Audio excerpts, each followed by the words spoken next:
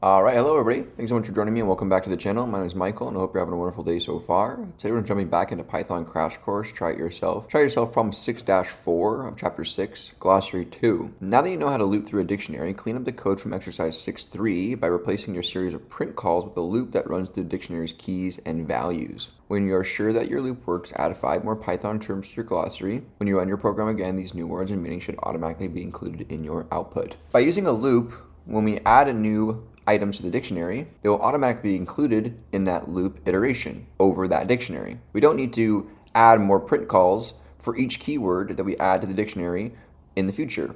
The loop will take care of that for us. Let's go ahead and go back to 6.3 and grab our program.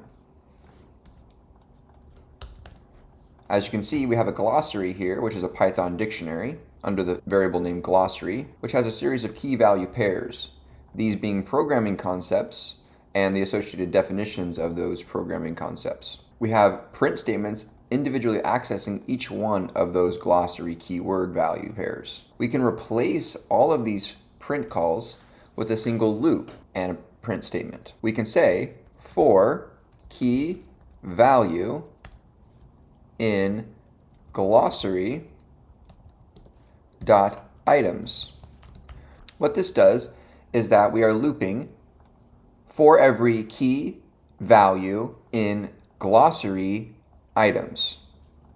The dot items method will unpack each key value pair into the corresponding key value variables that are dynamically created in this local scope of this for loop. Each iteration of the loop will cause the next sequential key value pair to be loaded into these dynamic variables, kind of like they're being created on the fly and reused and overwritten for the next pair. We can insert this print statement directly into this for loop by indenting it underneath. And instead of saying the variable here corresponding to the variable keyword, let's put in here a curly brace for the f-string syntax and insert the key. And then for the corresponding value, let's use the f-string curly brace syntax and insert the corresponding value.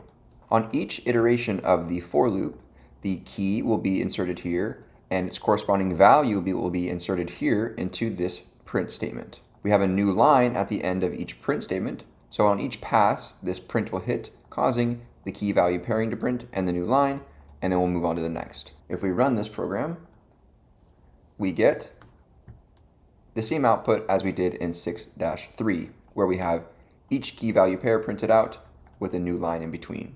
The cool thing about this loop is that if we go ahead and just insert 5 more definitions, strip, append, pop, slice, and syntax error, and we run this program, the for loop will automatically iterate over every single object key value pair within the dictionary itself and print out our new output.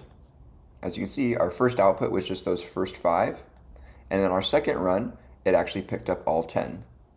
So it dynamically updates for any updates into the dictionary.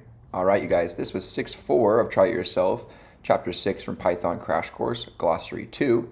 Thanks so much for being here, and I'll see you guys in 6.5.